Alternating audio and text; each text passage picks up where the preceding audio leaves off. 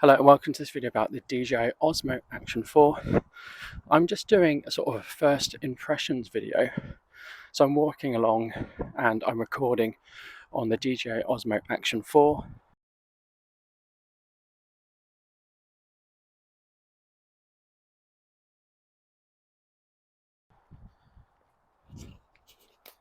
As you can see, I've got the wireless microphone in because I'm going to start off by using the wireless microphone, and then a little bit later I'm going to switch back to using the onboard microphone. So I'm just holding the external mic close to my mouth so that we don't get any distortion or ruffling because I've got a bag on. So this costs £379 in the UK and is around $399 elsewhere. We can go up to 4K 120, and we've got Rocksteady, Rocksteady Plus and Horizon balancing in terms of stabilization. What's good about the DJI Osmo Action 4 is that you've got some really good color profiles, and this is the first Osmo Action camera where you can adjust the noise reduction and sharpness. So at the moment I've got it set at 0.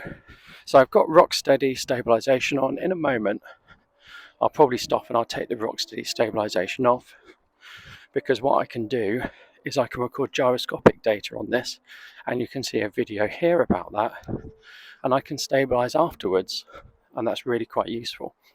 That a really slow shutter speed in low light, which will be really useful.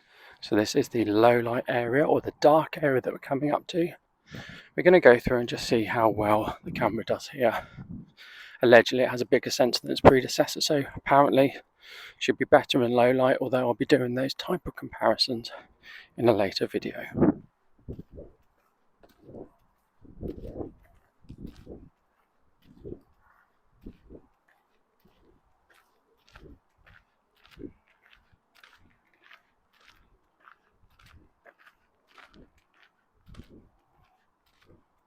I'm going to carry on because this might be a really good way to see what the dynamic range is. On the left hand side it's quite sunny, and on the right hand side it's quite dark.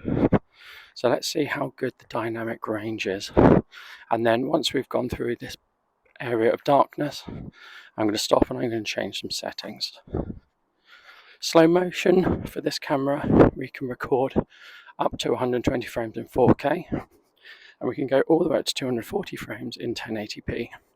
So it does have good slow motion capabilities for an action camera. So I put Horizon balancing on, and I'm going to record on the internal microphone. So I'm just jiggling this about. Horizon balancing. Now at 4K it's only going to work up to 45 degrees, so I'm not going to go crazy and do that. But I'm just going to jiggle it about a bit, see what we get and what happens.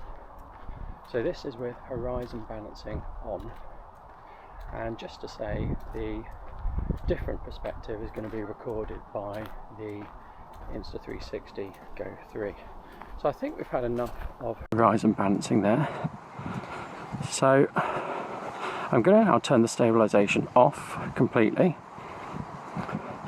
and if I put it in 4:3 mode, 4K 4:3, I can get external stabilization because it will include gyroscopic data. So I put the gyroscopic data back, so I've set it so it will include gyroscopic data. It's in 4:3, 4K at 30. Just need to check I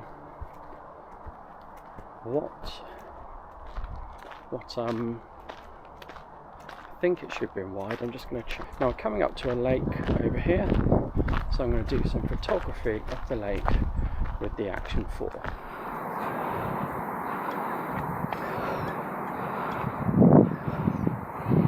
So I really like the photography and the photo aspect from here, from the DJI Action 4.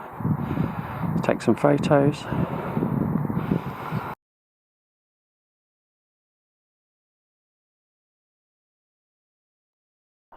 So this is with Rocksteady Plus. Going downstairs, as you can see I'm jogging downstairs really. Again, still handheld. Just using Rocksteady Plus. So in the box, when you buy the DJI Action 4, you get a mount, you get a case, you get a battery, you get a cable, and you get a sticky mount to mount it on.